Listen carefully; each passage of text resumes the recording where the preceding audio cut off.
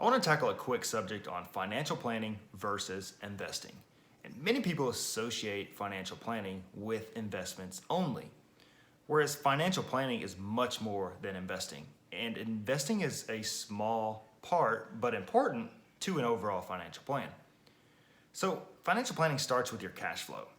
Is your cash flow positive or negative? If it's negative, what are some actions you can take to get it to a positive level? If your cash flow is already positive, what are some ways you can optimize your cash flow by possibly increasing your income, maybe reducing expenses, but increasing your income is always going to give you more bang for your buck. And then continue increasing your income at a faster rate than your expenses. Next would be things like risk management, which is also insurance.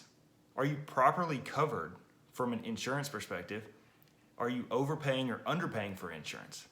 The goal here is just to find the balance to make sure you're paying the right amount for the right amount of insurance that you need.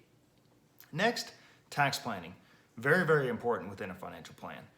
Tax planning is a proactive or forward-looking process. Not only do we want to pay less money in tax this year, but we also want to have a plan in place that allows us to pay less money over the lifetime of our financial plan.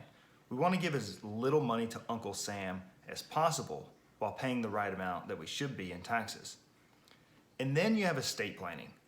Estate planning for, let's say, young professionals is hard to think about, but it can be as simple as just having a will and especially making sure you have beneficiaries on your accounts. And then as things get more complex, you can start adding to your estate plan. And then comes investing. And this kind of ties in all your money together that eventually allows you to do more with your money and let your money work for you rather than you working for your money. And investments can be things like short-term goals or short-term investments you want to make, mid-term investments, and even long-term investments such as retirement, which is one of the biggest long-term investments that we make. And even saving for your child's education is considered an investment as well. And that's where your cash flow comes in because you optimize your cash flow to fund these different investments. But the overall goal to a financial plan and investments is to find an overall balance because we don't want to just save everything today and have a great retirement by sacrificing today.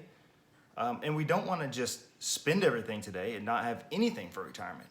We want to balance today's lifestyle and do what we want to do today while also saving for the things we want to accomplish in the next couple of years, the long term, and the retirement.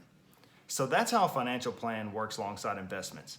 They all work together to help you create and grow your wealth and do all the things that you want to do.